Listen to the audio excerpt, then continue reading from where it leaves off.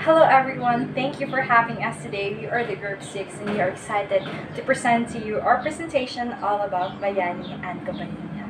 But before we start, we will flash some photos on the screen and I want you to comment down below the first word that comes to your mind when you see these photos. First photo, second photo, is the first word on the first photo the same word that comes to your mind when you saw the second photo? If the word on your mind is bayani and hero, you are correct. So let's define bayani and hero. So first, hero. According to Merriam-Webster and mythology, a hero is someone who possesses great courage, strength, and they are favored by the gods. So kinsa man ang nasa inyong hunahuna karon nga hero that is favored by the gods? I think si Thor, correct? And also, heroes do something great for the greater good of others. The Filipino counterpart, bayani, has similar meaning but with distinction. According to Ambeth Ocampo, bayani has a richer word because it is rooted from the word bayan, or a place, and a bayani do something great, not for oneself, but for the greater good of his community and nation. So, yung distinction is that ang bayani comes from the word bayan, which means place. And ang bayani, dili lang niya ginasave ang isa ka tao, kundi ang whole nation. So, we're done defining bayani and hero. We will now continue to the next topic. Take it away, Kaitana. Thank you, Ms. Kagut. And now, we will tackle about the changing form and definition of bayani and kababayan.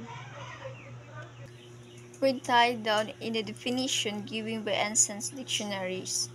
Mga bayani mean truly and significantly alone to those who contribute to the birth of a country. Modern day, bayani refers to someone who contribute a nation in a global world. One case in a point, it are abroad Filipino workers or OFW Filipino who are working in outside country. Sa panahon ng ating mga bayani, sabi nga dito, mga bayani truly, significantly allowed to those who contribute to the birth of a country, na kung saan isa sa naging imahe ng ating bansa, iiyon nga po ang sabi, ang mga bayani, mas marami ang naniniwala kung bakit siya ay isa sa tinanghal, marami naman ang dapat maging bayani. Pero mas marami naniniwala na dapat si Dr. Jose Rizal dahil hindi siya gumamit ng tabako, hindi siya gumamit para nakapatay, kundi gumamit niya bilang isang bayani ay isang pagiging huwaran sa tamang paraan. Ang mga Pilipino, tayong mga Pilipino ay para makalaya ng ating pananakop. In the modern day, generation bayani refers to someone who contribute to the nation in the global world. In a case in a point, it's a power abroad Filipino workers or OFW. Filipino who are working in outside countries. In the past day, in our ancient day, bayani which tinutukoy po nito kung saan may great ambition makatulong sa ating kapwa. At yung tinutukoy po nating maging bayani si Dr. Jose Rizal. In the modern day, sabi po dyan, ay lahat tayo ay pwede maging bayani sa ngayon. Ay ibig sabihin ng bayani ay isang tao na may kakayahang tumulong sa ating kapwa.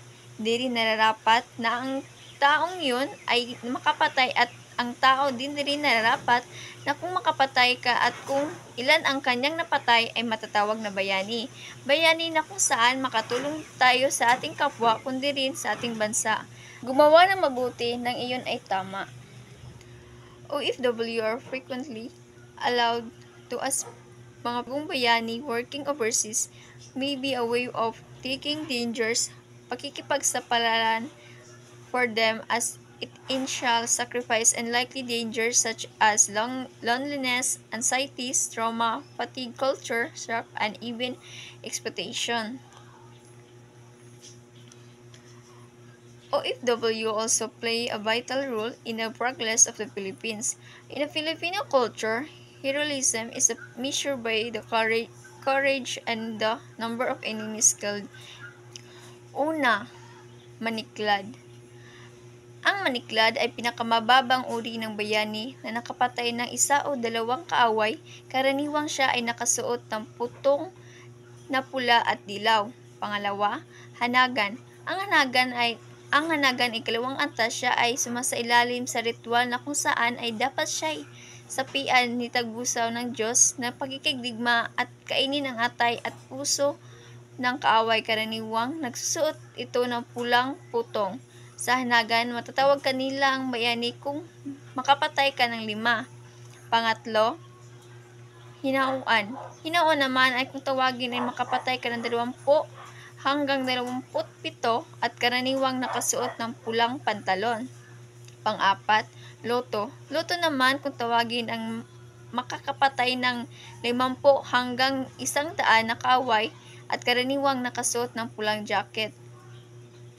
Pang-5, lunugan. Lunugan naman ay pinakabruting Diyos na tagbusay dahil dito may pagkita niya ang kaniyang katapangan sa pagdigmaan na kung saan nakapatay at kaniyang kaaway sa sarili nitong tahanan. Itim ang karaniwang suot ng mga ito. Ang salitang bayani sa Pilipinas. Ayon kay Dr. Zeus E. Salazar, a Filipino history specialist and pantayong pananaw, defender offer of both another sense of the term bayani and accept that mga bayani are